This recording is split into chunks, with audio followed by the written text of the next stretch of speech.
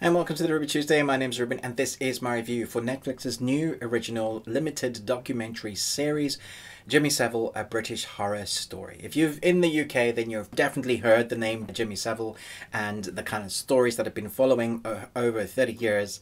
Now there's this documentary that kind of shines a light on all of it.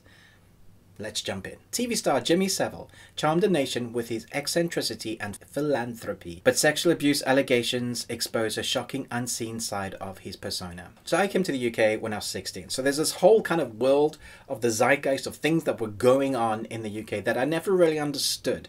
But you always hear certain names that are told either in a great way or in a sad way.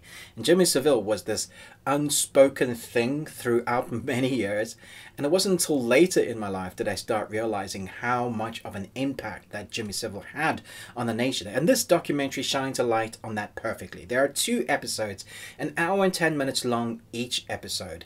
The first episode kind of builds the character of who he was, creating the persona, the person, the impact that he had as a personality and celebrity, how much of that, how big that was, creating the monster. And then the second episode showcases how much of a monster he was as things start to come to light.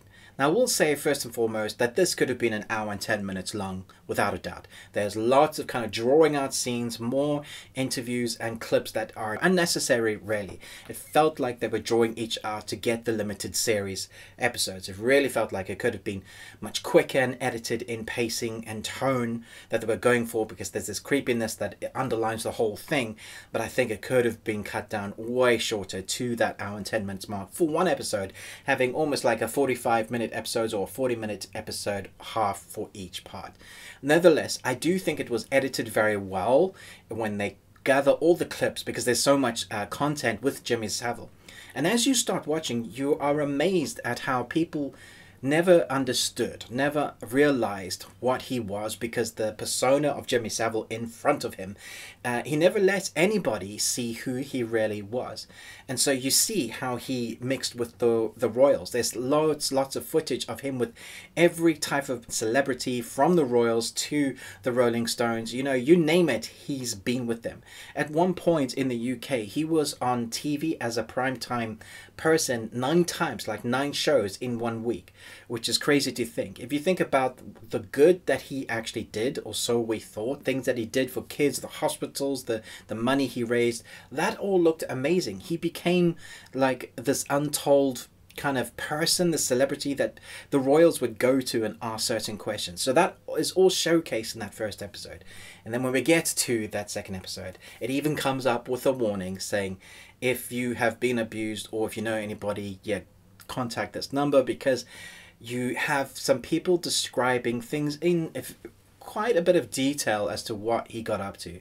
And as you're watching it, you're just going to feel more sick to your stomach. And it gets worse, because if you know anything about his life, he died, and there was no kind of retribution for the people, the hundreds of people, as it turns out, that were involved in this, in his abuse over the lifetime. Maybe these sort of showcases, these sort of documentaries will give some sort of semblance of, okay, now the world knows. But it is a horrific story. It's not one that the Brits can be proud of. But it's very interesting to see how much power one person had over a nation, from police to royals to everybody that he kind of brought around in his wake, to who he was, not actually knowing who he was. It's very harrowing to watch. Like I said, it is a bit long in the tooth. It could have been cut down at least 40 minutes, but the story is there that probably will keep you riveted in a, you know, sick to your stomach way. Let me know your thoughts. If you're in the UK and you know of the story and you've been waiting for the story, let me know your thoughts. Like, had you ever met him? You know, loads of people did. What did you think of the person? Do you think all the stories are true? It does seem that way. I don't think 400 people's stories can be false.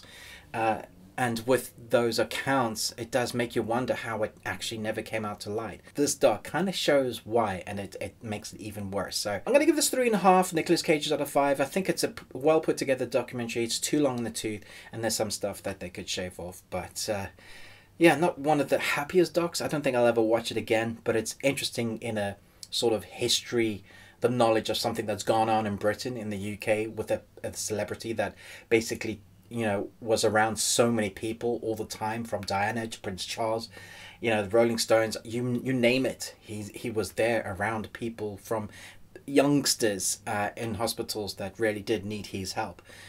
Yeah, very interesting story. Let me know your thoughts down below. Thanks so much for watching, but most of all, until next time, remember, live long Tuesday.